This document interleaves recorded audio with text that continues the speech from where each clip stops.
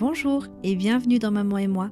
Je suis Ludivine Tourlonia, autrice et créatrice de ce podcast dans lequel vous entendrez des récits sincères, puissants, parfois fragiles, mais toujours vrais. Si ce projet vous touche, il y a une façon très simple de le soutenir. Vous abonner. Merci infiniment. Et maintenant, place au témoignage. Dans la première partie, Jessica racontait ses débuts de maman et une relation de couple marquée par l'éloignement et les difficultés. Dans cette deuxième partie, le regard se déplace vers sa fille. Jessica parle des questions liées aux origines, du lien avec le papa et des premières confrontations au racisme, notamment après un déménagement à la campagne. Bonne écoute.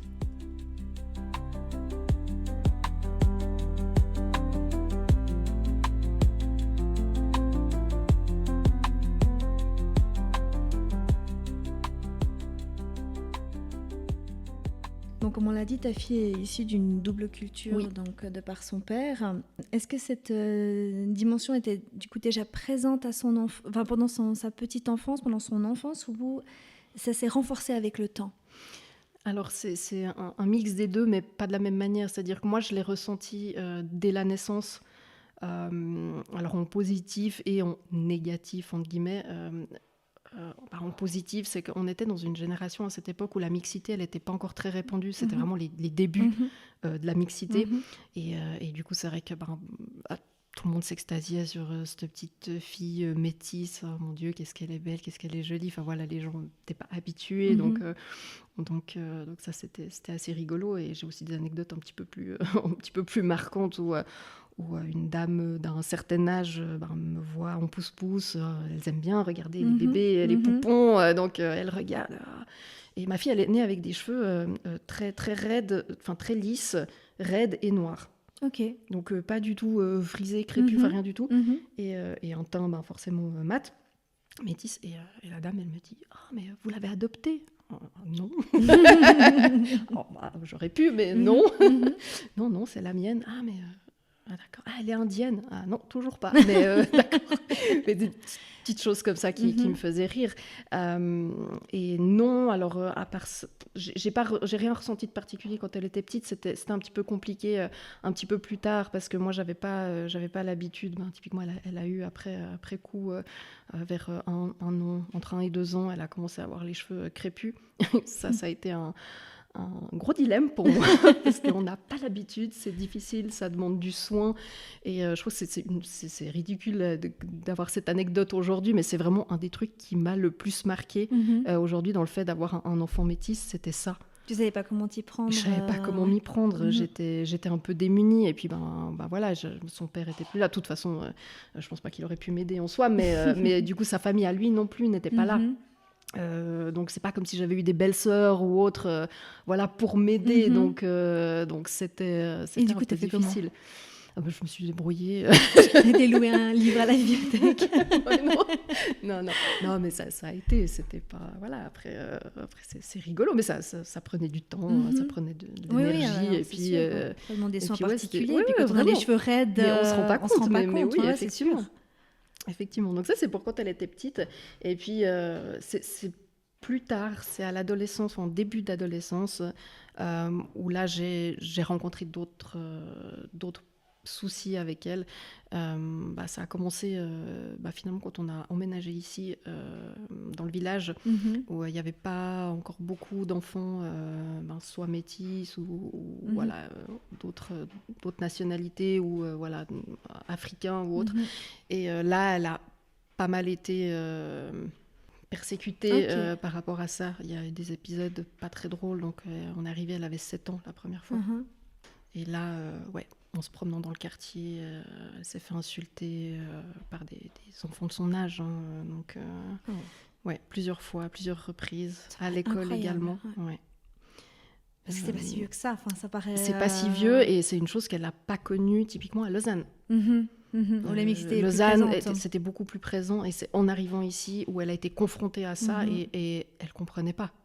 Comprenait pas parce que...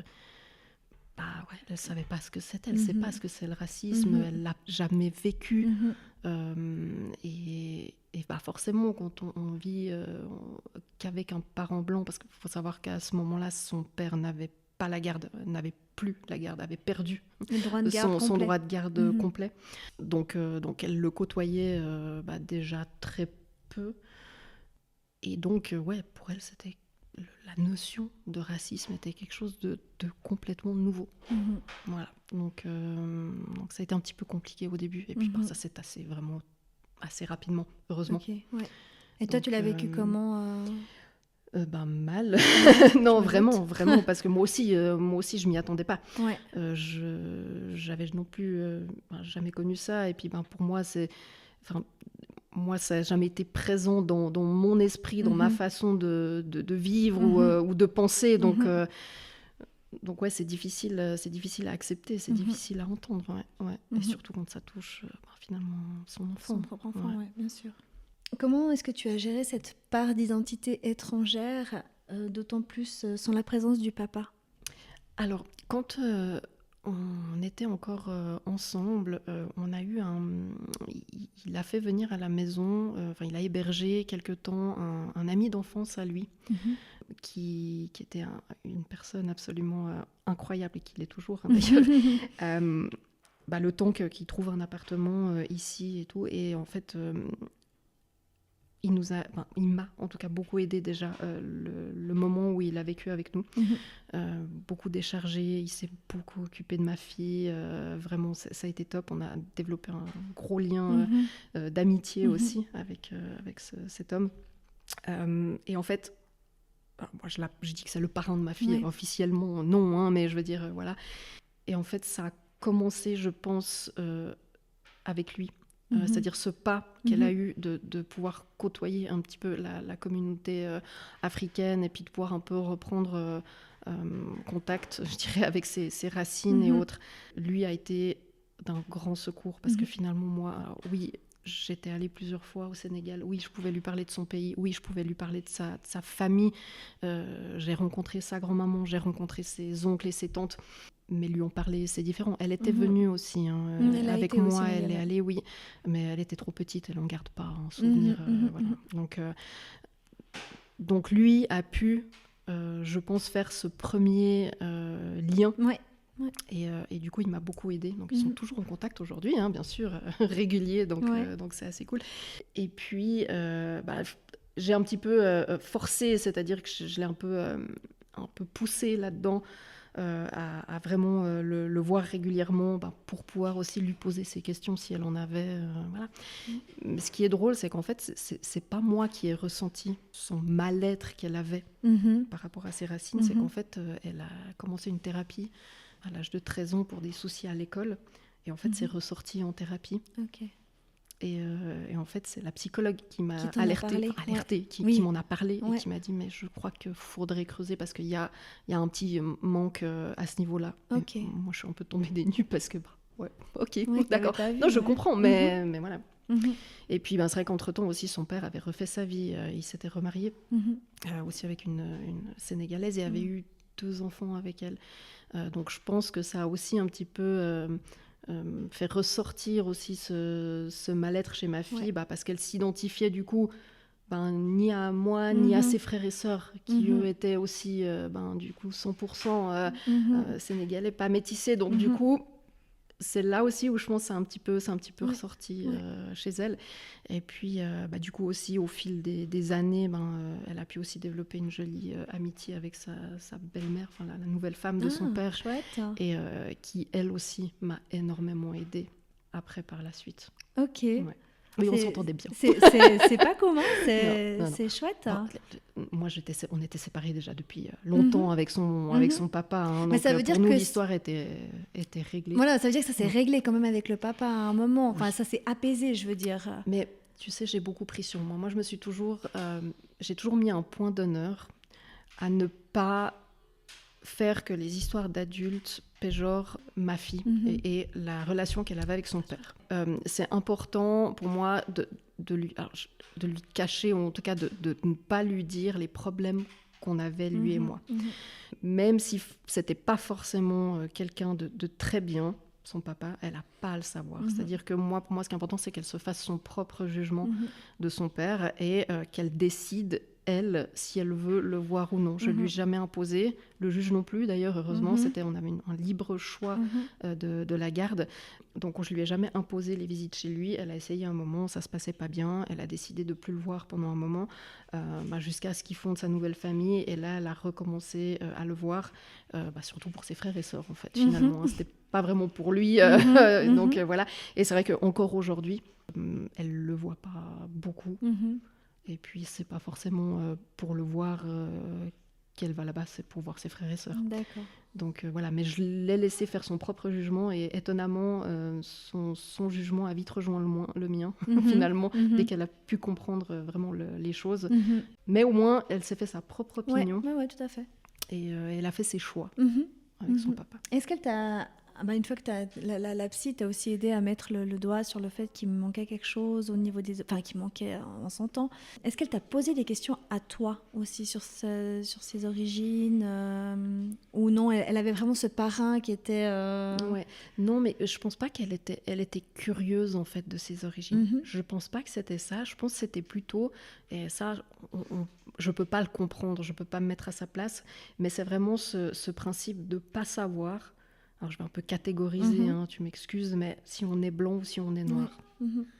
Si on c'est est quelque chose qu'on entend suisse beaucoup ou si on aussi. est africain. C'est vraiment de ne pas savoir de quel côté se ranger. Et c'est les autres aussi qui font ressentir ça. Hein.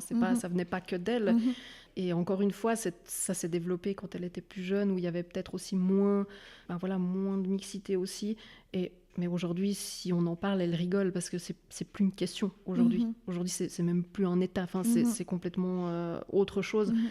C'est passé à autre chose. Maintenant, c'est plus culturel. C'est plus l'aspect où voilà. Maintenant, aujourd'hui, c'est plus j'aimerais apprendre à faire de la cuisine sénégalaise. Ouais. Elle cherche des restaurants où elle peut aller manger sénégalais. Voilà, des choses comme ça. Ouais. Ça lui plaît. Elle a des amis autant africains que non. Et elle est complètement épanouie dans ce milieu. Puis justement, elle a aussi beaucoup plus maintenant d'entourage métissé aussi. Donc les questions ne se posent plus. Mais maintenant, elle aimerait retourner au Sénégal, elle aimerait faire un voyage là-bas.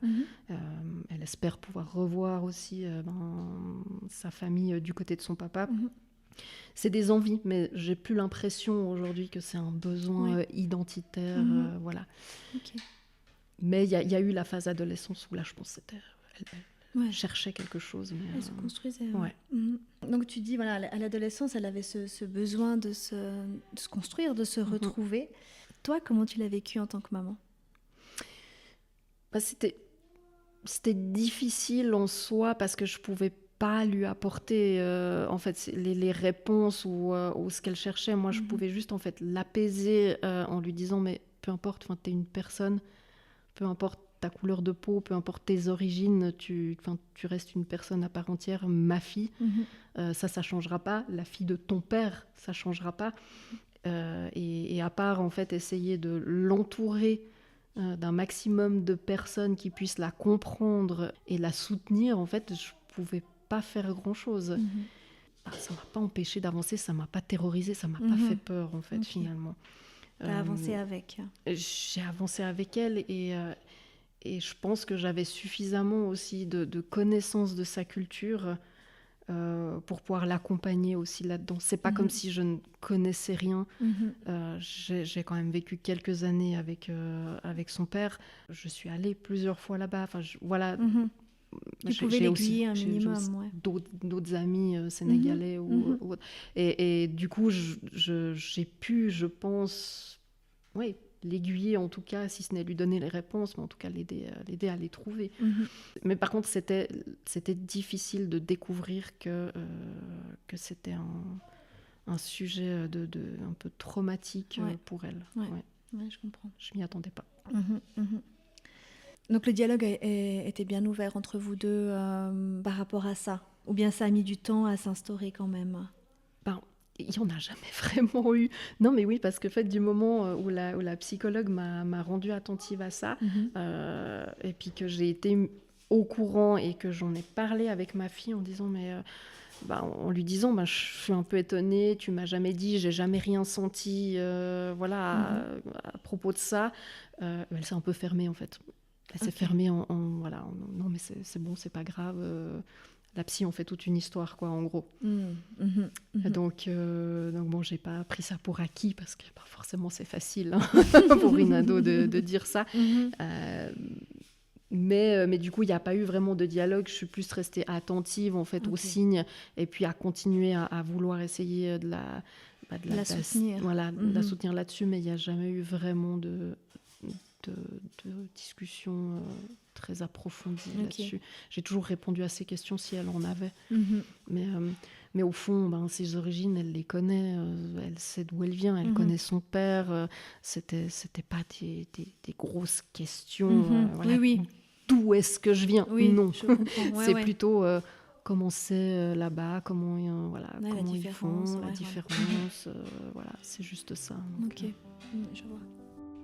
On s'arrête ici pour cette deuxième partie. Dans la prochaine et dernière partie, Jessica posera un regard plus rétrospectif sur son parcours de mère et sur la relation avec sa fille, aujourd'hui. Merci d'avoir écouté Maman et moi. Si ce projet vous touche, n'hésitez pas à le soutenir en vous abonnant. À bientôt pour un nouvel épisode de Maman et moi.